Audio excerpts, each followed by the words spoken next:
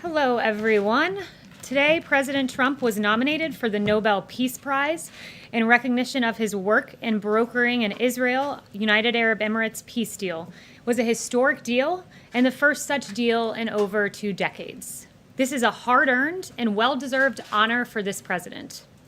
President Trump's foreign policy will always be one of peace through strength, and that is what the American people are seeing abroad.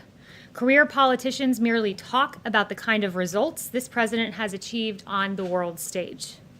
End endless wars, we hear that often. Not too often do we see it actually done. Today, the president and the Pentagon, the Department of Defense, are announcing a drawdown of troops in Iraq, just announced from 5,200 to 3,000.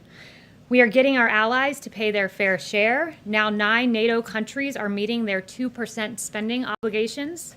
We've secured better trade deals for the American worker. President Trump negotiated the USMCA, the US-South Korea deal, ended the Trans-Pacific Partnership, brought back manufacturing jobs. President Trump has stood up to China. The Phase 1 China deal, also tariffs to hold China accountable, and actions to block Huawei. President Trump's also defeated terrorists. The ISIS caliphate is destroyed. Al-Baghdadi is no longer on the battlefield, along with Iranian General Soleimani. In addition to these priorities, President Trump has made peace a cornerstone of his recent foreign policy efforts. The peace deal between Israel and the United Arab Emirates led to the first flight from Israel over Saudi Arabia's airspace to the United Arab Emirates.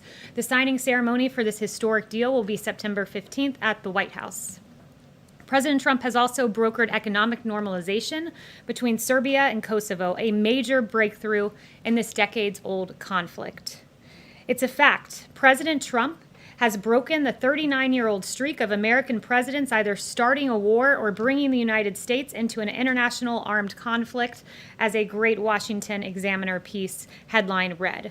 These wins are possible because of the president's leadership and outsider perspective. President Trump addresses old challenges with new solutions and delivers results for the American people. And with that, I'll take questions. Paula. Kayleigh, thank you. I'd like to ask you about the Woodward interviews. Did President Trump intentionally mislead the American people about the threat of COVID, a pandemic that has now cost the lives of nearly 200,000 Americans? Absolutely not. This president, at a time when you're facing insurmountable challenges, it's important to express confidence. It's important to express calm. Always play it down. Is playing it down, is that expressing calm? It seems dishonest. It seems Can like you a read lie. the rest of the quote? That's how much they put in there. Oh, you excluded the last part. We'll play the full thing on 60 Please Minutes do. on Sunday. Do you deny that he explain. misled the American Please, people of about course the I threat of deny this that. pandemic? And he makes clear that he doesn't want to see chaos, by the way, is the second part of the quote, which you failed to read.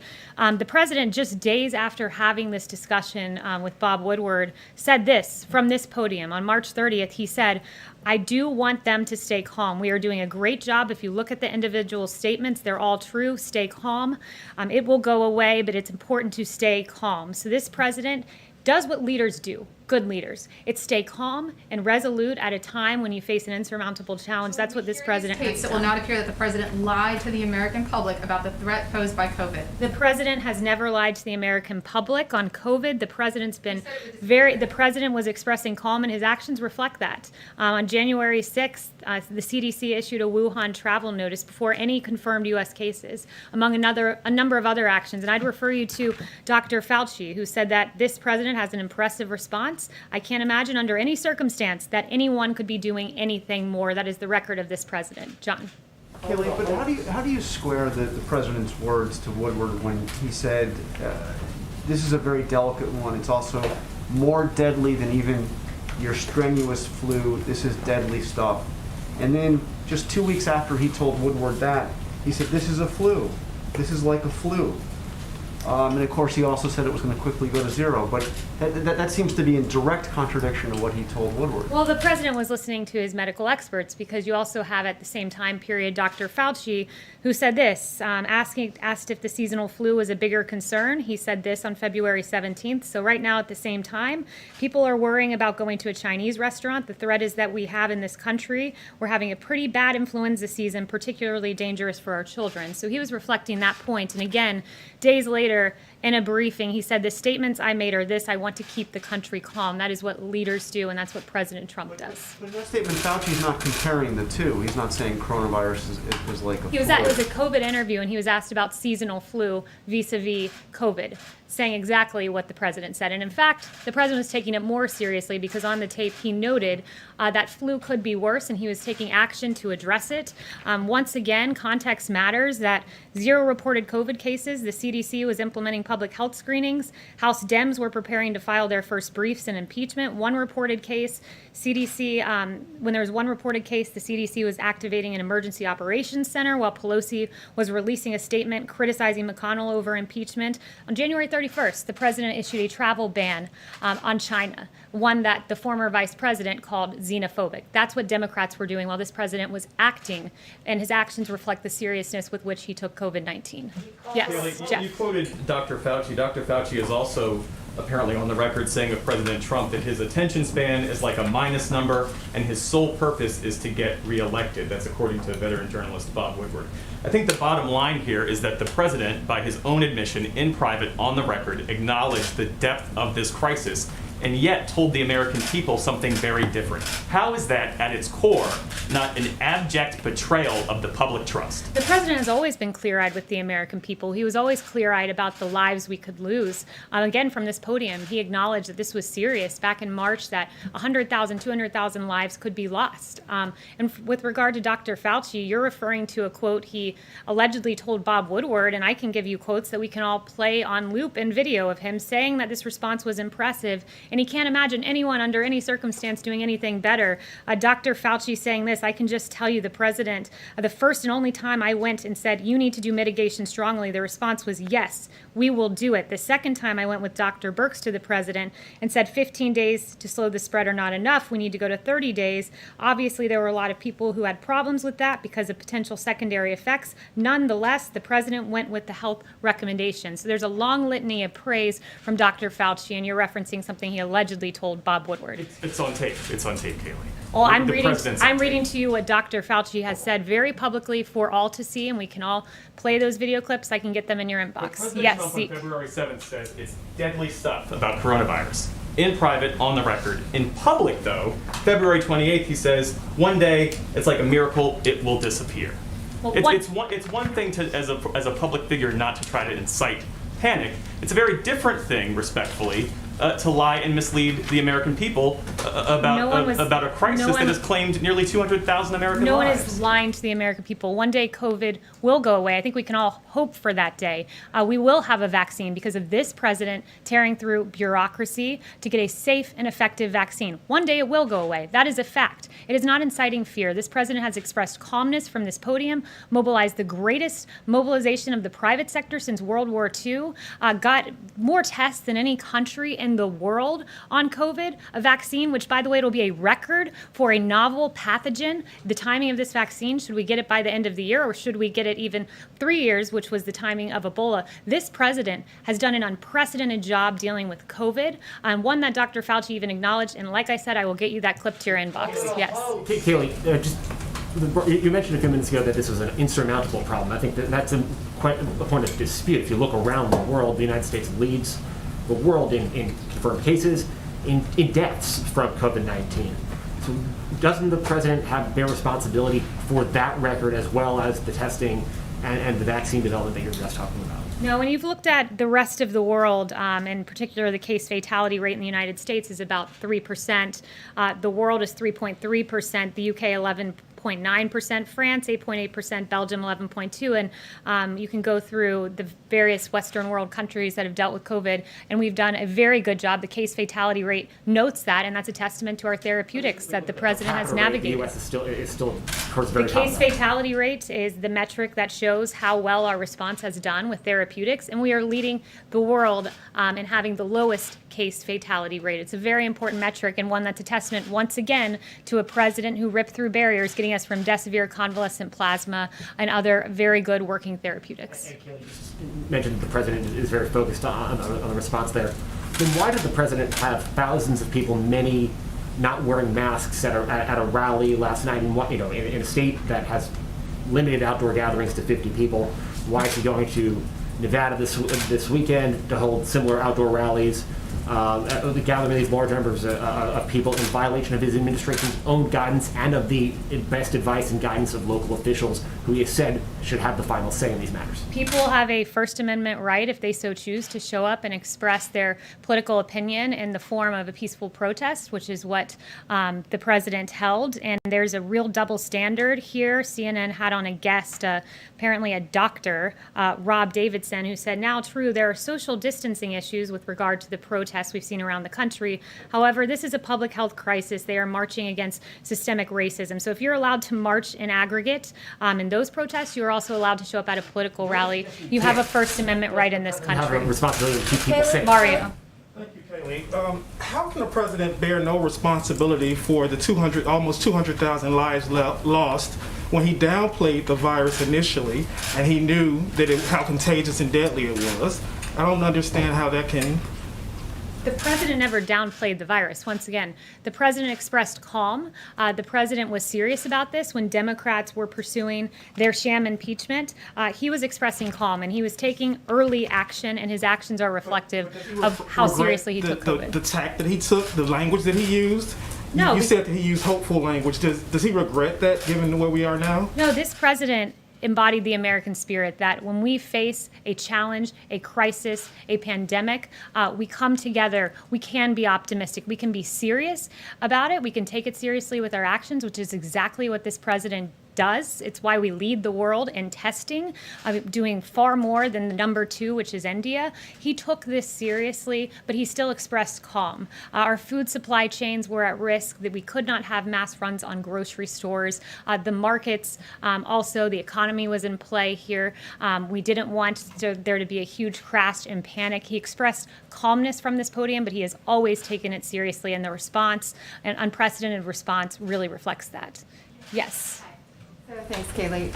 I wanted to ask you about the AstraZeneca trial. So does that throw a spanner in the works that they've halted those trials in terms of getting a vaccine quickly?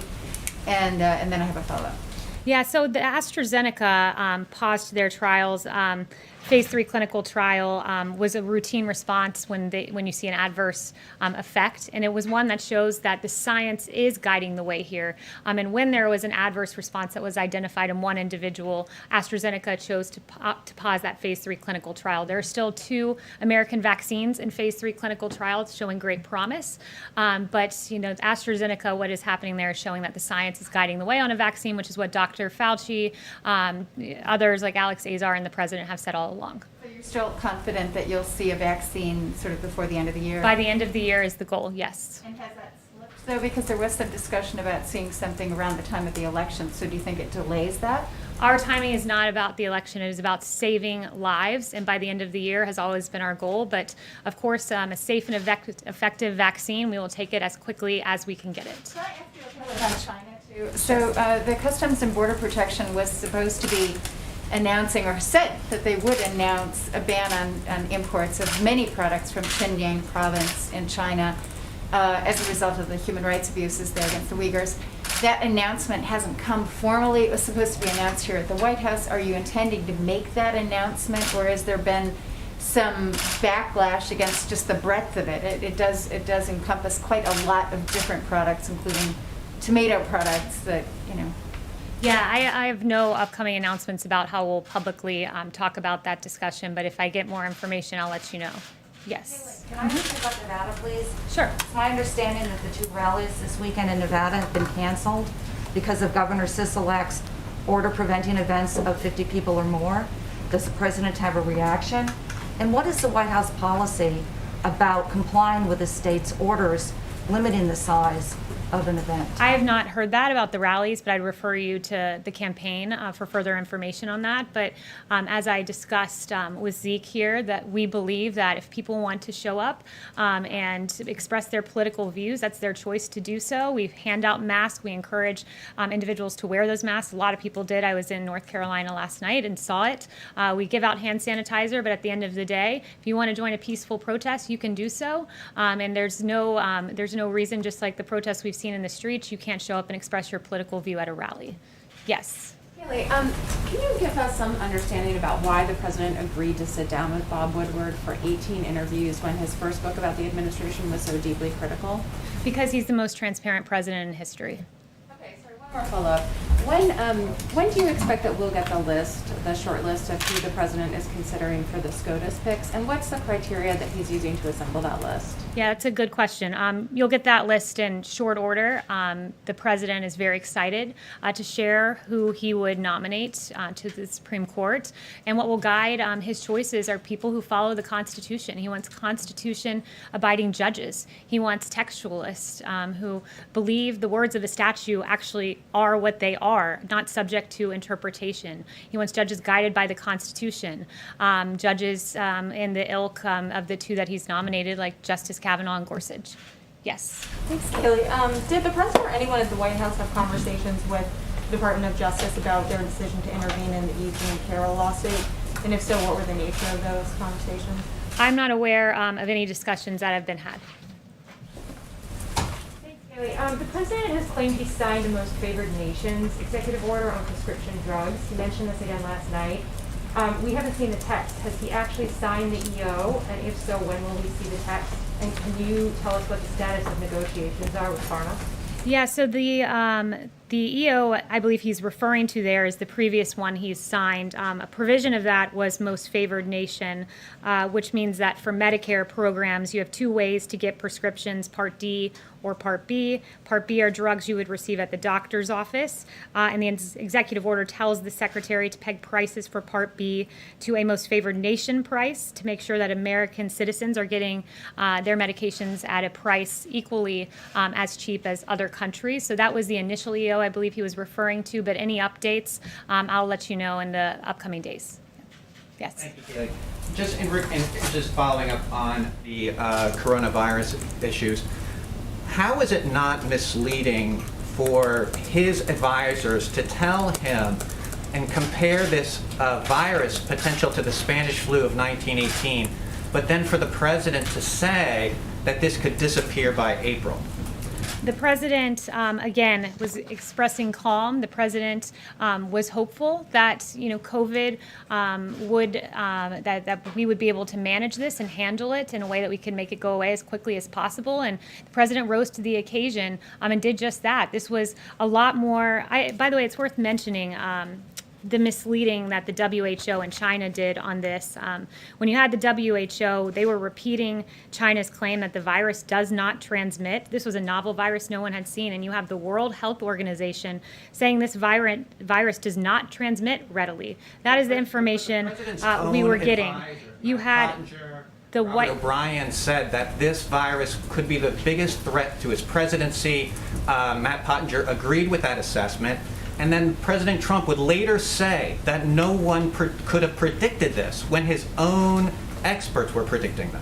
Look, you're referring to the intel community, and what the president knew was, and I've walked you through this before, on January 23rd, the intel community briefed President Trump for the first time about COVID, and the briefing said coronavirus from China is poised to spread globally, but the good news is that it is not deadly for most people. This is the information President Trump was getting, and the next time he was briefed on it was January 28th, when he was told that the spread was happening outside of China and the deaths remained all inside China. He was told then that China is is not sharing key data. Indeed, China was not, because as I noted to you on January 9th, the World Health Organization said it does not readily transmit between people. And on January 14th, the World Health Organization said no clear evidence of human-to-human transmission. Clearly, that was not true. Even on February 29th, as the virus was spreading, the WHO put political correctness first by opposing travel restrictions. Note that on January 31st, President Trump put into place those travel restrictions that Democrats called xenophobic. Shame on them. Yes. Kayleigh, on the same day the president tweeted that the virus would become weaker when the weather started getting warmer, he told Bob Woodward it was going to be deadly stuff. So why does Bob Woodward get the president's unvarnished opinion when the American people don't?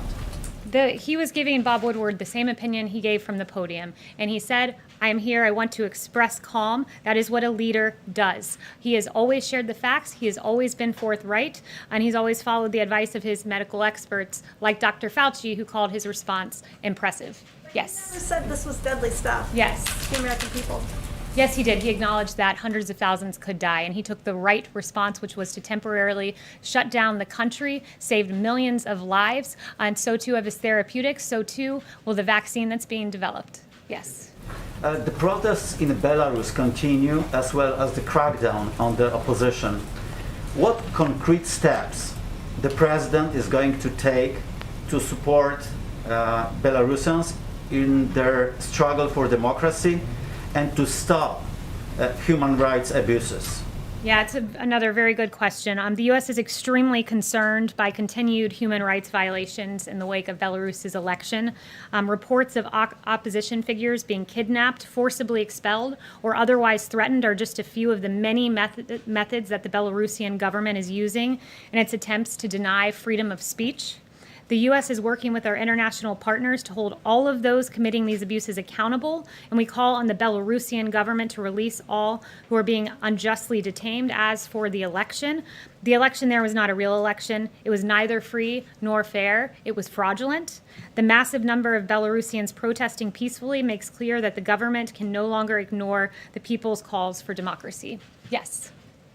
Kayleigh, how is the president keeping his promise of ending endless wars if this announcement on Iraq is just a drawdown, not a withdrawal?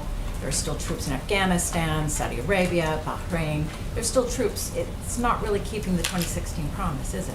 The president's drawing down our troops. These things take time. We want to ensure that the Iraqi security forces are well trained, and our U.S. troops have done a magnificent job doing just that. We believe that now is the time when we can make this drawdown, keep the country stable because of the training that our troops have done. So, of an attempt to kind of try and make it look like the promise is being kept in advance of the election? No, not at all. This is an expression that we believe that Iraqi security forces can do this alongside the troops that will remain there. And the facts tell the story that this president broke the 39-year-old streak of American presidents either starting a war or bringing the United States into an international armed conflict. So unlike past presidents, this president has prioritized peace through strength, which is his foreign policy. Just one really quick follow-up, just really quick follow-up. Sorry. Just on the breaking the 39-year trend, how does that work if the president sent troops into Saudi Arabia? Chanel. Kayleigh, thank you. With Kosovo and United Arab Emirates, these are Muslim-majority countries spanning 2 continents now, each bringing some kind of agreement with Israel towards peace. So my question is 2 points. Number 1, have the Palestinians opened up any kind of discourse with the White House as to their reaction to these developments with Israel and Middle Eastern countries? And number 2, have the Palestinians actually expressed any interest in distancing themselves from Iran in the interest of Middle East peace? Yeah, through the deal, President Trump made additional progress on reaching peace in the Middle East. Kosovo and Israel agreed to mutual recognition and normalization of ties, and Serbia committed to moving its embassy to Jerusalem only a few weeks after the historic Abraham Accords between Israel and the United Arab Emirates. This is another huge step forward for broader peace in the Middle East and the rest of the world. I'd refer you to the Palestinians for their reaction, but it is quite telling that this historic agreement between Serbia and Kosovo addressing a decades-long conflict was only mentioned one time on CNN and one time on MSNBC. Yes. Kayleigh. I wanted to ask about the Winter Olympics in Beijing in 2022. More than 160 human rights groups have called on the International Olympic Committee chief to revoke the Games from Beijing. Would President Trump's support of the Games over the Chinese regime's human rights abuses? I haven't spoken to him specifically on that, so I'd have to get back to you. But this president has always held China accountable. His actions very clearly show that. He has stood up to China, unlike any president before him in modern history. But one thing I do want to address is just this really egregious, and I addressed it on Friday, but it's worth updating this Atlantic story written by a liberal activist. Now you have 25 people who have spoken out and dismissed this story, and now you even have the author of the story who said, quote, "I share the view that it's not good enough," quote, referring to the fact that he did this false report based on anonymous sources. And basically, when you look at the liberal activist who wrote this, he has a very bad history. He can't be trusted. The left's new hero used to be their #1 enemy for his role in the U.S. entry into Iraq. Indeed, in the early 2000s, this author was then at the New Yorker, and he extensively wrote on the possible links between Iraq and al-Qaeda, a suggested link that was key behind the decision of U.S. involvement in Iraq. He relied on people who, in his words, quote, "seemed to me to be credible," who said that they had information about such connections between al-Qaeda and Iraq. And Goldberg's reporting simply backed up his view that the U.S. should invade Iraq. In Slate in 2002, this author argued in favor of the U.S. invading Iraq. And later, he even admitted that he knew people blamed him for helping to get the U.S. into the war. He wrote a sarcastic piece saying, yes, I know I started the Iraq War.